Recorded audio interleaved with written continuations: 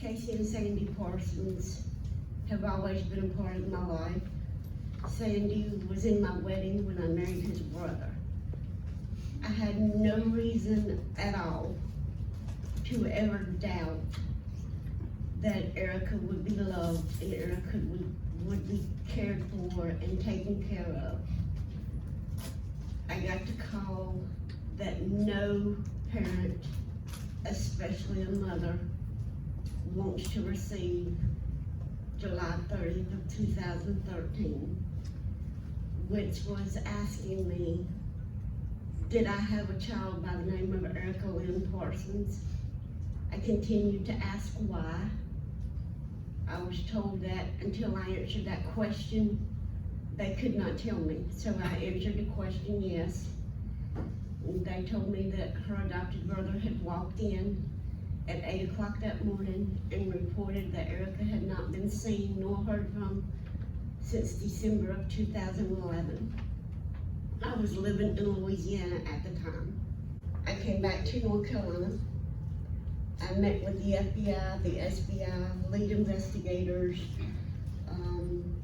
numerous of other people, in complete shock, very angry, very bitter, because the people I trusted, the people who had been a part of my oldest 3 children's lives and done very well with them, now have a child that belongs to me, but they're not answering questions. They lawyered up so that they wouldn't have to. I was told at one point to not do interviews. When I decided that nobody else was speaking up for Erica, that it was time for me to step up and be the mother and do so, I was told to quit doing interviews or go home. I pushed and I pushed and I pushed.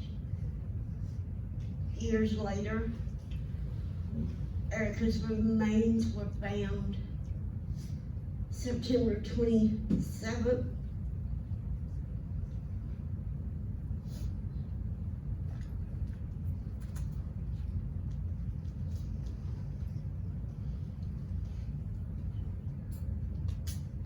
of 2016. It was made public September 29th of 2016. Through the investigation, no anything. She was not allowed to celebrate holidays. She was not allowed to have birthdays. She was kept at home by herself. Family that knew made 1 phone call, maybe 2 if you were lucky. My reason for being here today, I want to do something helping children. I still have so much anger, so many mixed emotions. I don't know which direction I need to go. I don't know where I need to go. My therapy for this is I talk about Erica's story. I talk about Erica's life. I talk about my abuse. I talk about the similarities. I also try to hold on to the good memories, which was, I got to see Erica January the 5th of 2011. As the visit was over, I asked Erica if she'd come here and give me a hug. I rubbed her on the top of her head and gave her a kiss, told her that I loved her. I said, I'll see you in February, whether it be before your birthday or after. Needless to say, that visit didn't happen. 10 months and 15 days after that date is when they killed Erica.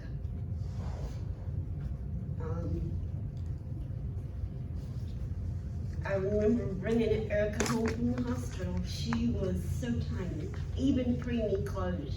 baby doll clothes were too big for her.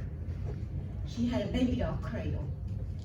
And as long as I wasn't in the room, I could snuggle her up with pillows and blankets and she would sleep just fine.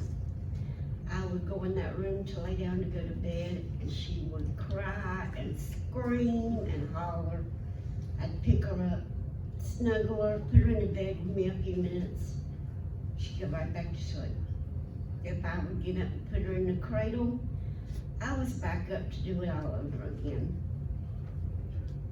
I do have good memories, but I also know that in order to keep abuse to children, adults, elderly,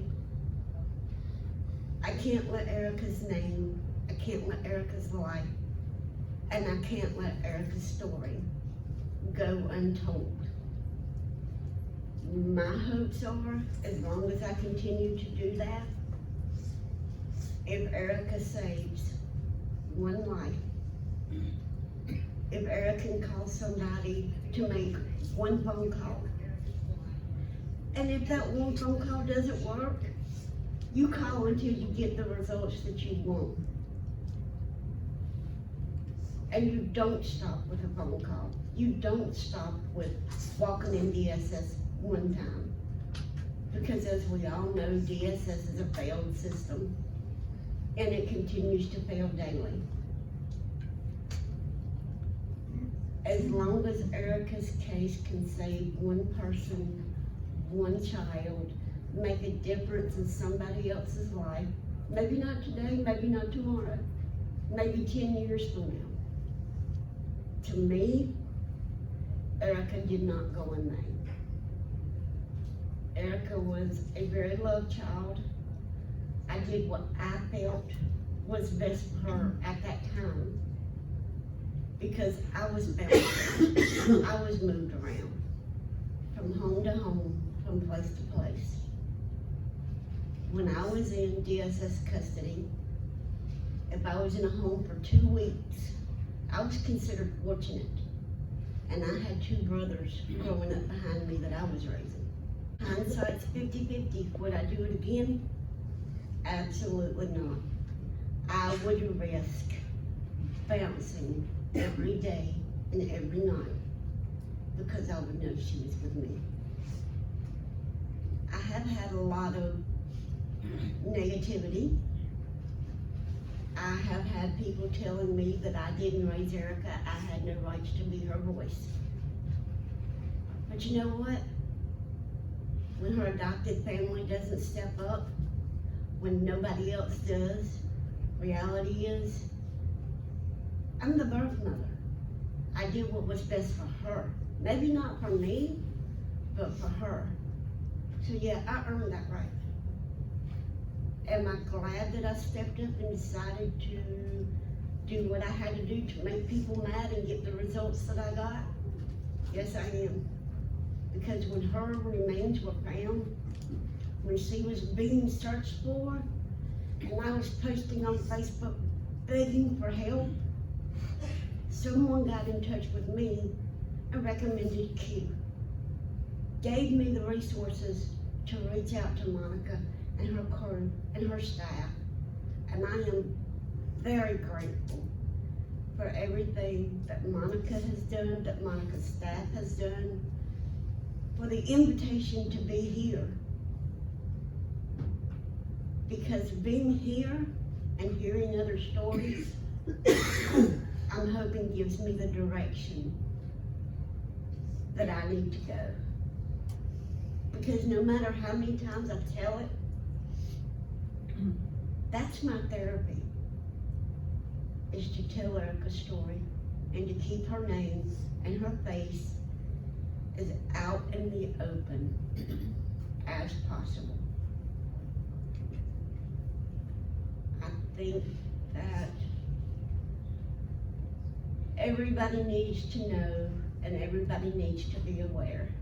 If you see something somewhere, if you're in a restaurant, if you're in a store, and it doesn't look normal, you don't have to be rude. Offer a suggestion. Hey, instead of screaming, take them outside. There's always another way. With my children, when I was mad, when I knew they were in trouble, because I was abused as a child, I would send my kids to go up the street and go play, go outside. I'm angry right now, and I don't want to see you. That I should forgive Casey and Sandy. Well, okay, maybe so. But if you had that terminology in your head, could you forgive them? Could you tell them you love them? And could you tell them that you could pray for them? Because I can't do any of it, and I don't want to. I do want to say I am grateful for everyone that is here. I am very grateful and honored that I was asked by Monica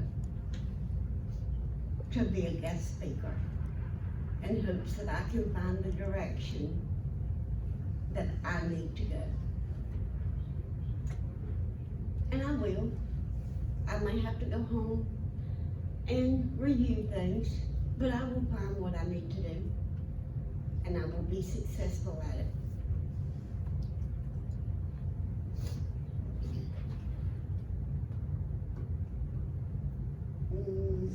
Erica, similarities to me, she was fed dog food. She was locked in a closet or a room. Most of the time at family dinners, she was allowed to stand by the table, but was not allowed to partake. If I would have known in 2011, would I be in prison and jail right now? Yeah, probably. Because I would have left the visitation with her in arms. I have no clue as to why any of this happened. Speculations were that because that February Erica was going to be 13, that maybe Erica had asked to see me after the first visit. Maybe Erica had said that she wanted to come back to me, and Casey and Sandy didn't like it. I was told by Chad that this was years in the making, and they allowed me to see Erica because they knew I would never forget that visit. I can tell you what she had on. I can tell you what her hair looked like. I can tell you what color her eyes were. The day giveaway that I did not have her because that was the statement that they made that I had Erica. Erica had a cast on her arm. And they asked me, did I have proof? And I said, yes. I have it on my phone. You can seal that Facebook and you can have anything you want out of that phone. I gave them my Facebook password. They were able to pull up that picture because that's what I saved. I wanted that memory. I'm grateful I had that picture, but I also wonder, as an abused child, what did I miss? What didn't I see? How do you walk away as an abused child yourself and not see the signs? I was also told there were no signs. I saw her in January, where she had on long sleeves and pants. Any bruises were covered. Her arm was in a cast. They told me she was chasing her two brothers and fell out of a tree. 12 years old, you're a girl with two brothers. That's absolutely believable because I would have done it. I'm not gonna be outdone by my brothers, absolutely not. I'm gonna climb up in the tree and jump off too. I believed it.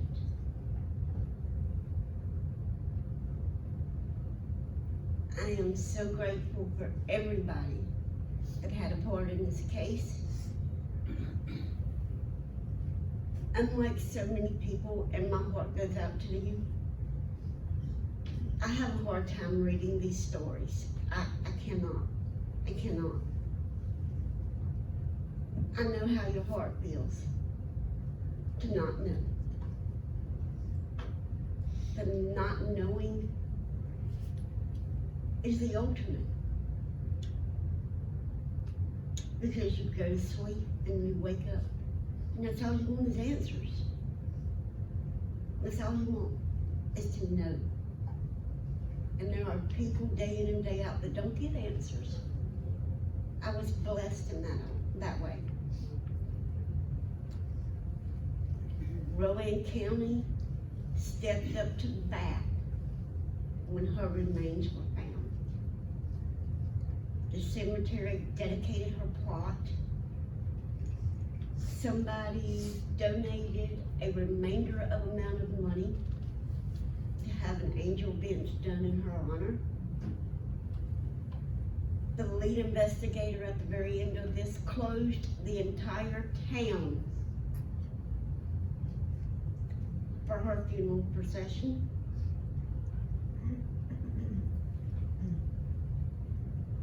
This is an honor to me.